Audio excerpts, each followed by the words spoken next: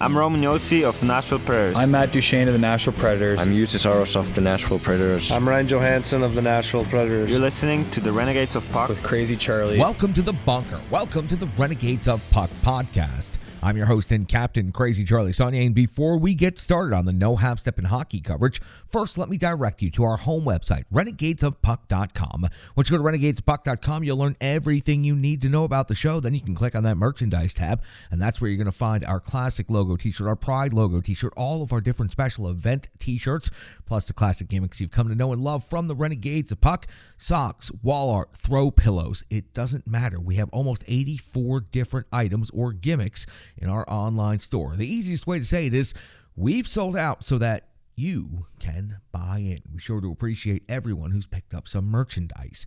Social media is critically important to this independent operation, and we could use your assistance right there.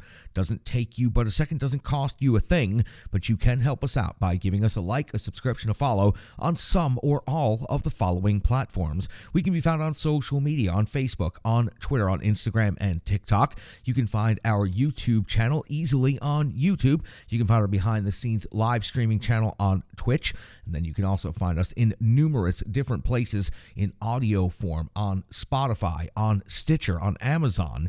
You can find us in any of those different podcast platform locations. Please, again, give us some support in any or all of those different locations. Stick taps, love, and respect to each and every one of you who has supported us. That we're reaching some significant benchmarks and milestones with a couple of those different platforms, so we would appreciate you continuing to support the show. You can become a partner of the show or sponsor the show by going to Venmo, search out Renegades of Puck, or scan the QR code that's currently on your screen. Thanks to generous renegades like you, we have been able to make significant upgrades here throughout the bunker. From the microphone to the camera to the light system, we have been able to significantly change, alter for the better everything that we have done. And now that we are past episode 700, we are looking to continue building things out in the future. Some more upgrades will be needed after this season. We are going to start saving up to buy us a new computer for the studio here to run the operation just a little bit more efficiently, a little bit smoother. So again, thank you so much for each and every one of your generous donation. Now, I know it's time for me to get to the No Half Step in Hockey coverage, so let me deliver the goods. Time for operation number 701. That's right, show number 701 for the Renegades of Puck. And I can't say thank you enough for all the kind words and all the love, the respect, the stick taps for show number 700. Thank you guys so much. I sure do appreciate everything that you reached out over the internet and all of the kind messages and all the text messages and all the different things. It was really great. Now, on this moment in hockey history, the Nashville Predators currently find themselves in 5th place in the Central Division with 40 games played. We're approaching the middle point of the season already. A record of 19-15-6 is good for 44 points on the season. They are 1 point behind the 4th place St. Louis Blues. They are 4 points behind the 3rd place Minnesota Wild, and that would be 3rd place for an automatic playoff qualifying spot. Again, something we'll talk about some more substantially in the second half of the season. The Predators currently sit 12 points behind the 1st place Dallas Stars. Now, behind the Nashville Predators in the Central Division, the Colorado Avalanche sit just 1 point behind the Nashville Predators, and they've also played one less game than the Nashville Predators. Arizona's 13 points behind the Preds. Chicago is 20 points behind Nashville in last place. So that reads again in the Central Division: Dallas, Winnipeg, Minnesota, St. Louis, then Nashville, Colorado, Arizona, Chicago. Now, for the Nashville Predators, they will be wrapping up 5-game road trips of their next game on the road.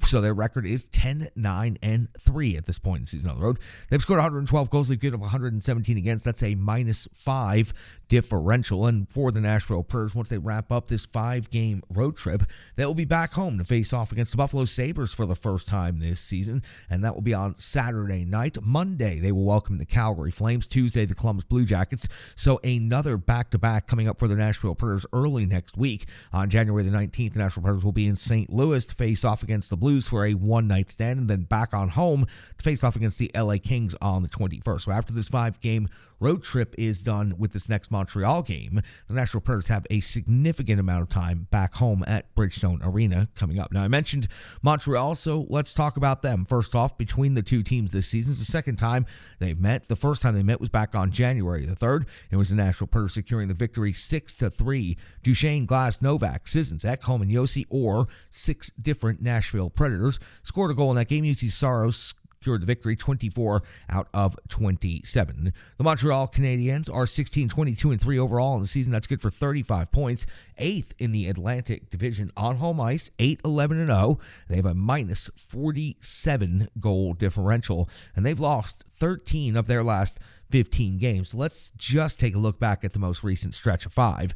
Back to end the year 2022, on December 31st, New Year's Eve, was a 9-2 loss at the Washington Capitals, and they opened up the new year in Nashville with a 6-3 loss, so they gave up 15 goals between ending the year and starting the year. Not exactly a good beginning. On the 5th of January was a 4-1 loss versus the New York Rangers, a victory against the St. Louis Blues 5-4 on the 7th of January, only one of 2 in the last 15 games. And then on the 9th of January, their most recent game was a 4-0 loss versus Seattle. Montembeault got the start, took the loss, 37 out of 40 in that game. When it comes to these two teams and the matchups, the Nashville Predators are ahead in virtually every statistical metric. So let's talk about what those rankings and those numbers in particular are. The Predators now, goals for on the season, 2.75. Still very low in the overall league ranking, but considering how low that goals for per game was, around 2.42 just a couple of weeks ago, it has moved the needle considerably. Now, the ranking, that's a different story. Still 27th overall in the NHL, while the Montreal Canadiens are 29th overall in goals for, scoring 2.56 goals per game. In goals against, the Nashville Predators are 13th best in the league, 2.90 given up per game, while the Montreal Canadiens are giving up 3.80 per game. That is 29th in the NHL. In the shots on net or shots for category, the Preds rank 19th in the NHL, generating 30.8 shots on net per game, while the Montreal Canadiens are 30th overall in the NHL, only generating 27.9 shots per game. In the shots against category, the Nashville Predators are 29th in the NHL. They're giving up 34.2 shots against per game, and the Montreal Canadiens are ahead of the Nashville Predators in this statistical metric, and this statistical metric only. Shots against for Montreal is 27th in the NHL, 2 spots ahead of the Nashville Predators. They're giving up 34.5 per game. Now, when it comes to the special teams, the power play for the Montreal Canadiens is rated dead last in the NHL, or 32nd.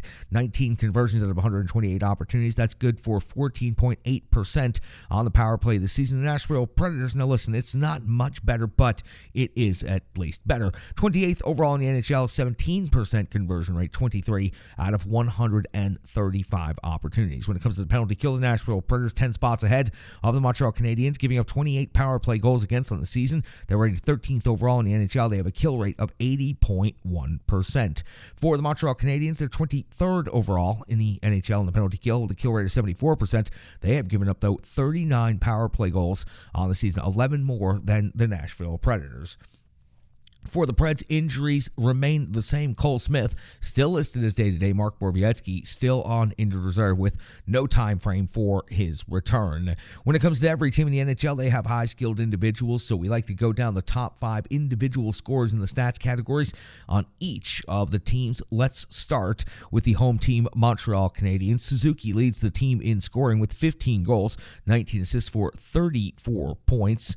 Those 19 assists lead the Montreal Canadiens in assists. Caulfield, 23 goals. That leads the team in goals. Plus 9 assists gets you to 32 points. Second overall in the team in scoring. Doc at 6-18 for 24. Dvorak 7-10 for 17. And Monahan 6-11 for 17. Allen in net has a record of 10-16-1 and 8.92 save percentage of 3.52 goals against average. Now Montembeault 6-6-2 record, 900 save percentage, 3.42 goals against average. Over on the Nashville Predator side of the ledger, Philip Forsberg continues to lead the team in scoring. 17 goals, leads the Nashville Predators in total goals. Add 20 assists to that for his team leading 37 points. The captain, Roman Josi, leads the team in assists with 22. Add 10 goals to that, and he has 32 points, good for second on the Nashville Predators in scoring. Matt Duchene overall with 11-20 for 31 points. Dropping below the 30-point mark, you'll get to Mikhail Granlund at 4 goals and 21 assists and 25 points overall. And then Nino Niederreiter, 5th on the team in scoring, 12 goals, 10 assists for 22 points. After this most recent game in Toronto, the UC Saros now has a record of 15-11-5, a .922 save percentage, 2.65 goals against average. Second night of back-to-backs coming up in Montreal. Lankinen expected to get the starter record of 4-4-1, a .918 save percentage, a 2.81 goals against average. Now, quick turnaround for the Nashville Predators, so no time to dwell on what happened in Toronto. And you ask, what exactly did happen in Toronto? Well, good news. The Rebirth Sports recap, it's coming up next, but it might not contain good news. But good news anyway. It's time for the Rebirth Sports full game recap. Hockey players are as unique as the game itself, and your uniform should be tailored to fit you. Rebirth Sports is your sports apparel tailor. From shells, bags, warm-ups, hats, hoodies, branding, and more, let Rebirth Sports be your custom hockey tailor. And don't forget to tell them they do more than just hockey. Rebirth Sports on Facebook, Twitter, and Instagram. Rebirth Sport, a match made in hockey. We go all the way back to January 11th of the year 2023, and John Hines deploys his line combinations in the following way. Forsberg, Parson, and Sissons, Jankowski, Johansson, and Duchesne. Niederreiter, Glass, and Granlund make up your third line. The new defensive checking line, Trennan, Novak, and Janot make up your fourth line. Your defensive pairings are as follows. McDonough and Yossi, Ekholm and Carey, Luzon and Fabro. UC Saros gets the start in net. We are just 29 seconds into the clean sheet in Toronto, and UC Saros coming up with a save on Yarncroke. That's right, Callie Yarncroke on Toronto Maple Leafs, and that's from distance, so no problem for UC Saros on this one. First shot on goal of the game. 1:12 the first period. UC Saros comes with a save on Nylander at close range. At 2:14 of the first, Murray comes up with a save on Janot. First shot on goal of the game for the Nashville Predators. 2:17 in the first, Murray comes up with a save on Janot's redirect off of McDonough's pass. A sweet setup right here, Tanner Janot. Two more great close range scoring opportunities that he just cannot capitalize. It's just going that way for him. As a matter of fact, it's going so poorly at this moment that just seconds later at 3:03, Janot's off to the box. 2 minutes for cross-checking with the Nashville Predators penalty kill. They were prepared, ready, and they put on a performance out here in this 2 minutes. 0 shots against over the course of the power play for the Maple Leafs, and Jankowski was just simply outstanding out there during his time on the PK. 8:28 of the first period, Saros comes with a save on Nylander's breakaway. There should have been a penalty behind the play. Nylander on Roman Yossi. That's how Nylander got free and found himself on a breakaway. But UC Saros comes up with a big save right here. No penalty call. 9:57 of the first period. Hunt's off to the box. 2 minutes for cross-checking. Murray comes up with a save on Glass from the slot. Great setup from low to high right here. Murray then comes up with another save on Niederreiter's deflection from close range. At 13:54, Saros comes with a save on Liljegren at the top of the crease. But at 17:54, the first period, Tavares' 20th goal of this season gives the Maple Leafs a 1-0 lead. It was a back post finish through Saros' arm. UC Saros almost able to get there and stop this puck, but he was not able to beat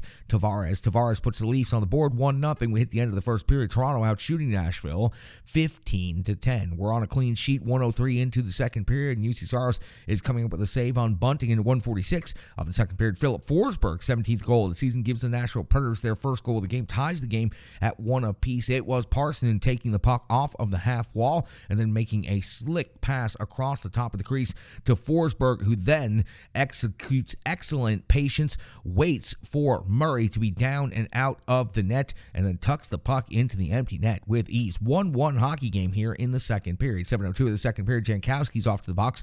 2 minutes for interference. An outstanding PK yet again by the Nashville Predators. 9:40 of the second period, Murray comes up with a save on Forsberg, and you can tell when number 9 is feeling it. You can tell by the creativity, by the things that he does when he has the puck, when he has possession, and he was definitely doing some of those things, kicking the puck out of midair to his stick. Several examples here in the second period. 11:03 into the second period, Murray comes up with a save on Grennan. 11:43, Saros a save on Riley. 14:09, Fabro's off to the box. 2 minutes for interference. Notation of a couple of names right here: Trennan, Ekholm, McDonough, and Janot, all incredible on this PK. At this point in the game, the Toronto power play is 0-for-3, and they've only generated 2 shots on goal in 6 minutes of power play time. 17:51 of the second period, Murray comes up with a save on Niederreiter. Predators deflection at the top of the crease. 18:53, Saros a save on Tavares with the bottom of the mask. Then in 19:23, Saros a glove save on Riley. We hit the end of the second period, tied at 1 apiece. Toronto out shooting Nashville 22-17. We move into the third period, and it's tight out there. Nashville is competing hard in all three zones, and these teams are really getting after each other. It's low event hockey to start the third period, but they are playing very, very good hockey. 5:28 into the third, Saros comes up with a kick save on Bunting. 7:19 of the third period, Saros comes up with a save on Kerfoot from the low circle after Bunting's incredible spinning backhand pass from the slot sets him up in the low circle. UC Saros up to the task. Highlight real hockey by everybody involved right there. 9:21 of the third period, Engvall's off to the box. 2 minutes for holding the stick on the captain, Roman Josi. Murray comes up with a save on Novak from the slot. There's Tommy Novak with another scoring opportunity in this game. 11:54, Murray comes up with a save on Duchesne. 13:25, Saros comes up with a save on Kerfoot off of the rush. And at 13:49, Saros another save on Sandin from the low circle. No rebound, and that's a good thing because there was open traffic and open players right on top of the crease. Jankowski's off to the box just after the 15-minute mark. 4 minutes for high sticking, and this was going in hard on the forecheck, going deep into the zone. As a matter of fact, he was below the goal line in the offensive zone, and it's a penalty that just, it can't happen. Jankowski's off to the box in a tie game.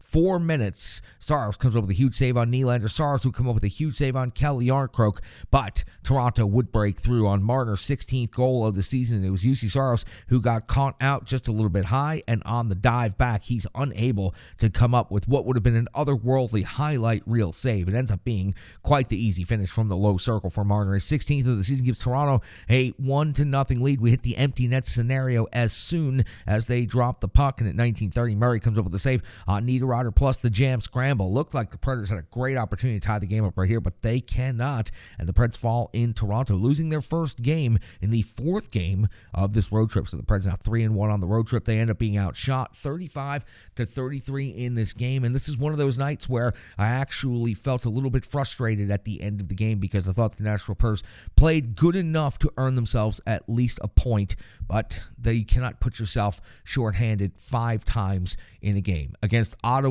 you were risking it and you were running a dangerous proposition out there, and against Toronto, it ended up being a deadly and lethal proposition because you fall, you don't get any points in this game, and you have to move on tomorrow night to Montreal, and now you can't hang your head and sulk. You got to focus that aggression, focus that frustration, focus that anger tomorrow night against the last place Montreal team because you can still go 4 out of 5 on this road trip or pick up 8 out of 10 potential points on this road trip, and nobody saw that in the preview of this 5-game road trip. So that gets you caught up in everything that happened between the Nashville Predators and the Toronto Maple Leafs. Preds fall 2-1 to Toronto. Late power play goal by the Leafs, but the Preds set it up and let it happen. That was the Rebirth Sports full game recap. You give me 10 minutes, I'll give you the entire game.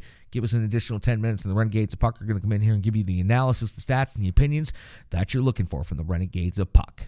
Hello, hello, hello. I'm Tracy, owner-operator of Strong Style Fitness. And that's me and my training assistant, Rizzo. And we are here to bring you fitness that meets you where you are by offering circuit classes, bar-inspired classes, Tabata workouts, boot camps, guided stretching, and more, all taught by a certified personal trainer, me.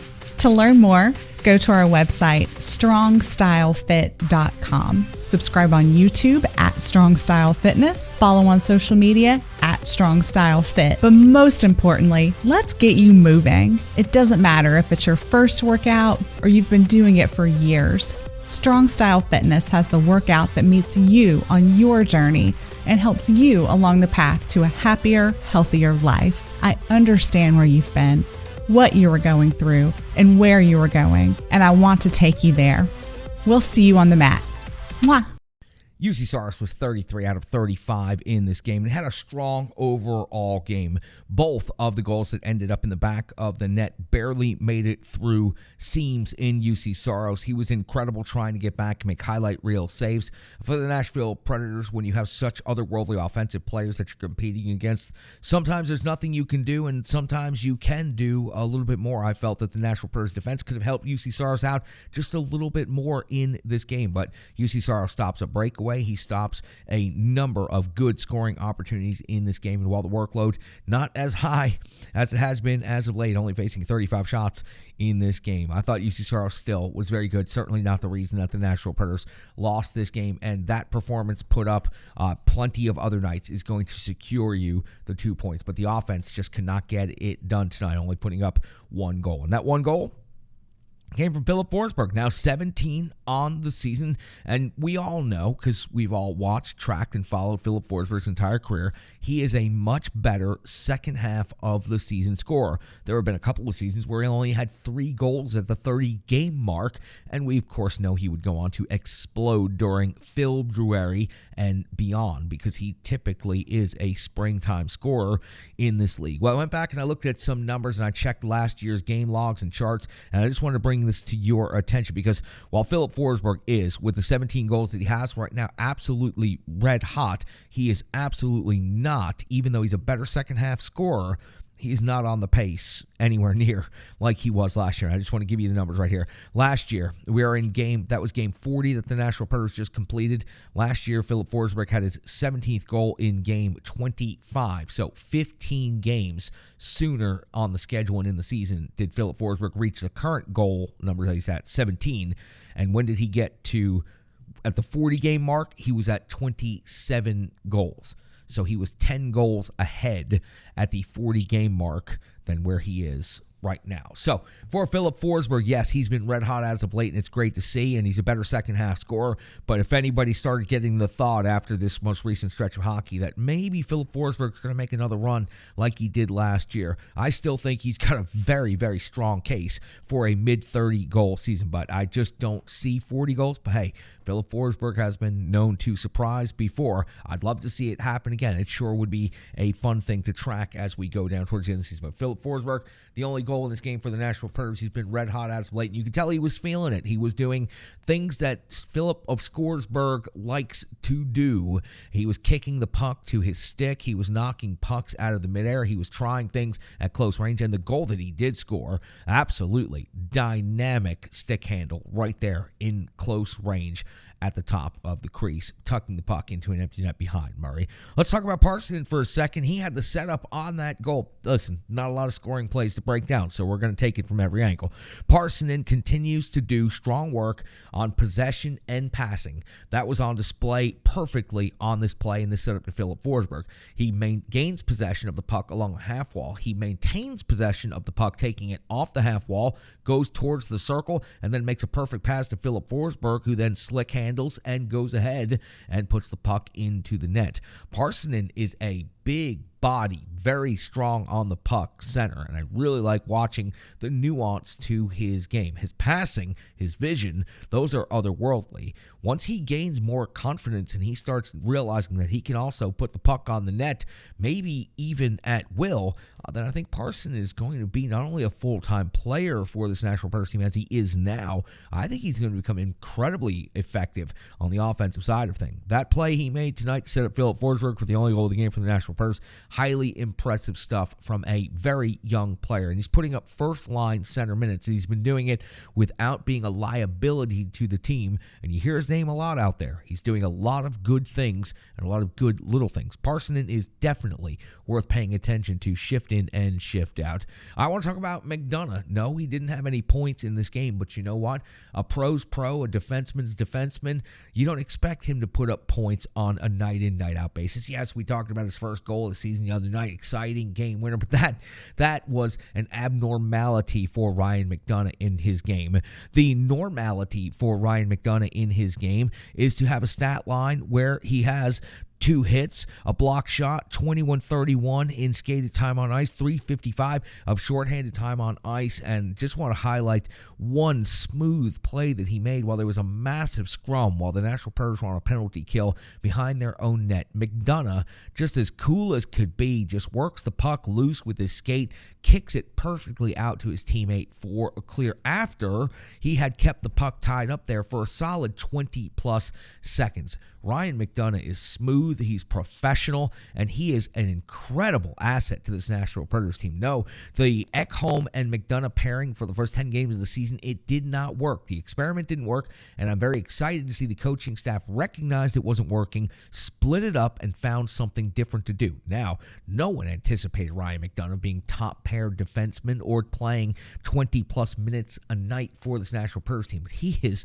incredible right now, and it seems like he can endure the workload without any problem at all, and he has got to be just a tremendous resource on these young players, especially on the young side of the defense core. I'm talking about Fabro, I'm talking about Carrier, and I'm talking about all the other guys that have gotten a chance to come through the room this year. Ryan McDonough is truly a pro's pro with probably a Hall of Fame career once he goes ahead and hangs it up. I hope he skates a few more years here with the Nashville Predators, because it is just a joy to watch him from a shift-in, shift-out basis. Again, another player I think if you're not paying attention to, the best thing you could say about a defenseman, it used to be the classic cliche, if you're not hearing his name a whole lot, that means he's out there doing his job. You hear Ryan McDonough's name quite a bit during the game still, but he's doing an incredible job, a pro's pro in every single way. That was a great pickup for this Nashville Predators team. Now, got to talk about something negative and something that, frankly, made me very unhappy watching this game. Jankowski has been an incredibly important penalty killer and role player for the Nashville Predators this season. He has even chipped in on offense a couple of times, but being a role player means having the top situational awareness and a high hockey IQ. You don't get to be a role player in the NHL if you're out there as a liability. You have to be a pretty damn smart hockey player. And Jankowski was working hard, trying to go in hard on the forecheck in a tied hockey game late in the third period on the road, and he got his stick up high.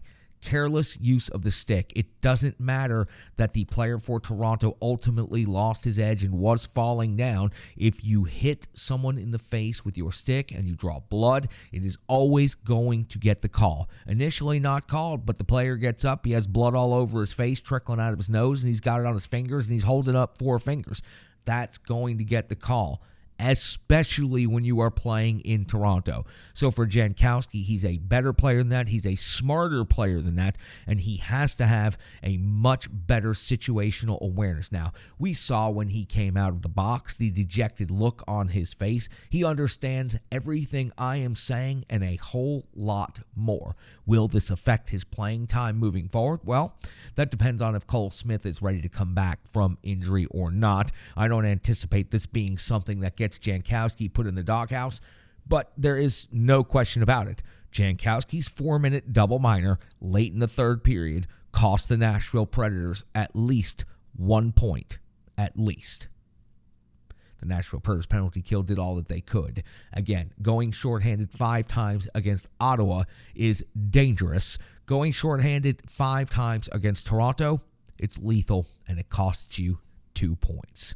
Now, I want to hear from Brian Baston from ontheforecheck.com. You can find him on Twitter at Brian Baston. He's got the charts you need to see, the numbers you need to know, and he is jumping up on the depth chart tonight. He's taking over as Analyst 1, so he's going beyond the numbers and beyond the analytics. Here he is. He's Brian Baston.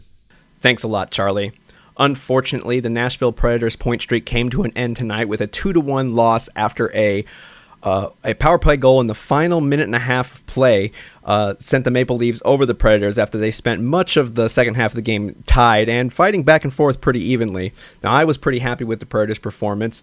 However, don't let the loss fool you. UC Staros was still simply incredible tonight, and he's continued to be incredible all season long, and he's going to be the topic of tonight's One Big Stat. Yes, I know that we've talked about UC Saros a whole lot, but when he's breaking records and setting historic milestones, it seems once a week at this point, sometimes I've got no choice but to talk about him. Well, he faced almost 3 expected goals, so he did get about a goal above expected tonight, and his 35 shots that he faced against Toronto tonight brings his total over 1,000 to 1,032 shots against for the season, which leads the NHL. And speaking of leading the NHL, he is second highest in goals above replacement from Evolving Wild, and providing at 27.1 goals above replacement, just a couple of goals off of the leading number. Now, he is, however, the best penalty-killing goaltender in the NHL. Now, while he did allow the game-winning goal on the power play, they were in the middle of a double minor. That was 3 minutes at the very end of the game with a ton of pressure. And so, yeah, it's okay that he let that one in, but, the offense should have shown up and helped him out a little bit more. But, again, for a team that has started kind of picking up and racking up those penalties again, I'm glad that we've got UC Saros there in the crease to keep that protected. But let's talk about how good his season has been already, even though we're just halfway there. In franchise history, for goaltenders that have played 30 or more games here in Nashville, only his 2019-2020 season did he average more shots against per game, facing 33.6. This season, he's faced 33.3. In fact, the top 4 seasons in Nashville Predators history all belong to UC Saros. Every season since 2018, except for the 2020-2021 season.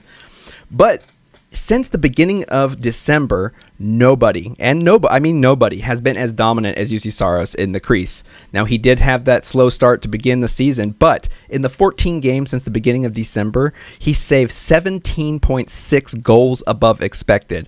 He's been responsible for eliminating a third of the opponent's shot quality and bringing and holding them to just 33 goals against compared to the expected goals of about 51.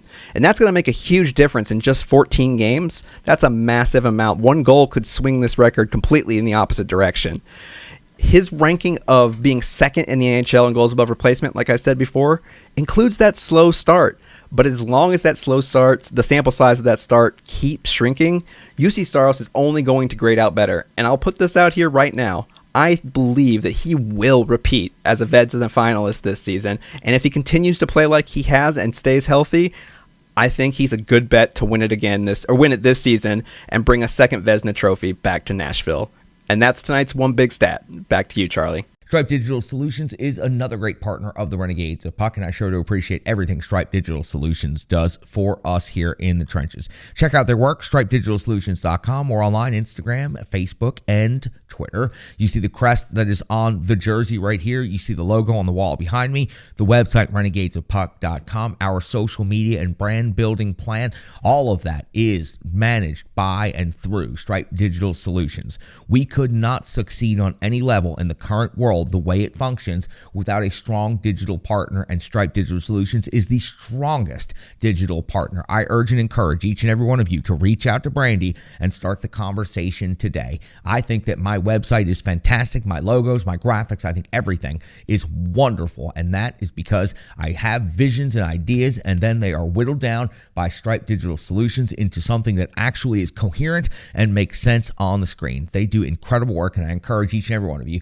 check out Stripe Digital Solutions. Box score is going to be a quick read tonight. Not a whole lot of numbers on this thing. Forsberg, the only goal for the Nashville Predators. There were 2 assists awarded on that. Parson in the primary, Duchesne the secondary, and that does it for scoring and points for the Nashville Predators in this game against Toronto Maple Leafs. In shots on goal, it was Glass with 4 on net. He had some really good opportunities from the slot. He finds quiet open areas in the slot, and he finds them often. I'm truly a big fan of the game of Tommy Novak, and I like watching him play out there. Tanner Jeannot also with 4 shots on net, but as snake-bitten as he is, he could have had 50, and he probably still would not have found a way to put a puck in the net. When it comes to blocked shots, it was Luzon leading the team with 3 in this game. When it comes to the physical side of things and comes to hits, Luzon was second in this game, 5 total hits. Nino Niederreiter delivering 7 hits in this game. Pretty incredible to see Nino Niederreiter out there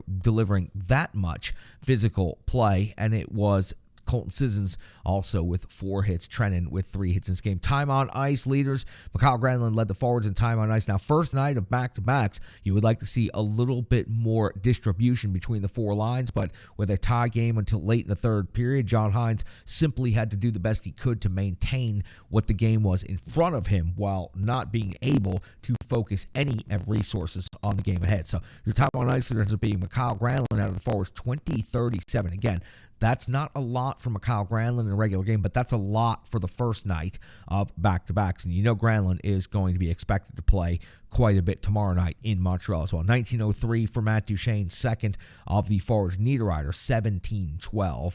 Other than that, everybody else relatively balanced. On the defenseman side of things, 23-57 total time on ice skated for the captain, Roman Josi. 21-14 for Matthias Ekholm. And shorthanded, and again, I don't blame the shorthanded, the penalty kill unit for the Nashville Predators. 5 for 5 against Ottawa, and they were just on fire. If you count the first minor of the double minor, the Predators had killed off 4 consecutive against the Maple Leafs in this game. That means they had killed off 9 consecutive penalties against on the road, and the PK unit simply just cannot stand and cannot bend forever without ultimately breaking, especially with the incredible amount of high skill individuals that the Toronto Maple Leafs are able to put out there on the ice. So the penalty kill unit, I do not fault them in this game. As a matter of fact, I want to give them some stick taps for their efforts. Colton Sissons, 4:55 shorthanded time on ice. Yakov Trenin, 4 minutes shorthanded time on ice. On the defensive side of things, it was Carrier, 5:11, Ekholm, 5:14, McDonough, 3:55 shorthanded time on ice. All of those guys played incredibly hard on the penalty kill, and I know that it was a power play goal that ended up costing the Nashville Predators this game, but these individual penalty killers were absolutely incredible during this game right here. That's going to do it for the box score. UC Saros 33 out of 35. Overall, a light night when it comes to the numbers. I'm Crazy Charlie Saunier, captain of the Renegades of Puck. I'm also tired of the cold, tired of the dark, and tired of being landlocked. I'm also willing to bet that I'm not the only one who could use some sun, fun, and time in paradise with friends. That's exactly why I called our great friend Pete Weber. He told me, call Ships and Trips Travel, and now we're all going to Mexico. That's right, Renegades of Puck, July 15th to the 20th of 2023. Dreams Vallarta Resort in Puerto Vallarta is the destination to hang with Pete Weber in paradise. To join Pete and the Renegades of Puck in Puerto Vallarta, go to www.shipsandtripstravel.com. That's shipsandtripstravel.com, and just click on the ROP on vacation tab. Don't stay landlocked. Join the Renegades of Puck in paradise, July 15th to the 20th, 2023 in Puerto Vallarta. Pete Weber, the Renegades of Puck, and you. It's time to ditch those skates for flip-flops and fun in the sun. For the Nashville Predators heading out of Toronto and heading into Montreal, less than 24 hours turnaround before another back-to-back. The Preds have found a way to find success on the second day of back-to-backs, and they need to put this one behind them. Take whatever frustration, whatever angers, whatever it is you may have from this game, bottle it up and take it to Montreal with you tomorrow. A last-place team awaits you at their home rink. The close of a road trip for the Nashville Predators, they could close this thing out by collecting 80% of their points, 8 out of 10. That would be a successful 5-game road trip by anybody's metrics. Going into this road trip, many people thought the Nashville Predators barely had a chance to collect 50% of the points, and that was because they had 2 last-place teams on this schedule. But for the Nashville Predators, they've come in and they've secured victories over the Carolina Hurricanes, the Washington Capitals, and yes, the lowly Ottawa Senators. They had every opportunity to get at least a point against the high-flying Maple Leafs. Now, they'll have another team that they are above in the standings, but that doesn't automatically mean a win. They have to come out. They have to play determined hockey, determined to close this road trip out successfully, determined to get the job done, determined to bring the gem. It's going to be the determination on the second night of back-to-backs that makes the difference. So for the Nashville Predators, once they get their skates under them, they need to go ahead and start working the same way they did in the previous game against Montreal. It wasn't that long ago. They scored 6 games. They had 6 different scores, and UC Saros was great. Preds have played good in front of Lankinen so far this season. I expect Lankinen to have the start, of course, even with UC Saros not having its heavier workload, as you would expect. Tonight, he has had an incredibly heavy workload in the last stretch of hockey since the beginning of the new year. So I expect Lankinen to get the start, the Preds defense to tighten it up in front of him, and the offense has to find a way to get back to business. This was a one-game anomaly for the offense, and that's not something we've been able to say a whole lot this season. They had been averaging damn near 4 goals per game over a stretch of about 9 games right there. So high scoring only 1 goal is something the Nashville Predators had not been doing a whole lot of late. They'll have a great opportunity against a team that's far below them in the standing, the team that's given up plenty of goals. They got a minus 47 goal differential. The Preds go into Montreal. They take care of business. They'll go 8 out of 10 in points on this road trip. 4 victories in 5 games, and quite a bit of hockey coming up at home. So for the Nashville Predators, bottle it up, take it to Montreal, and then let it loose out there on the ice.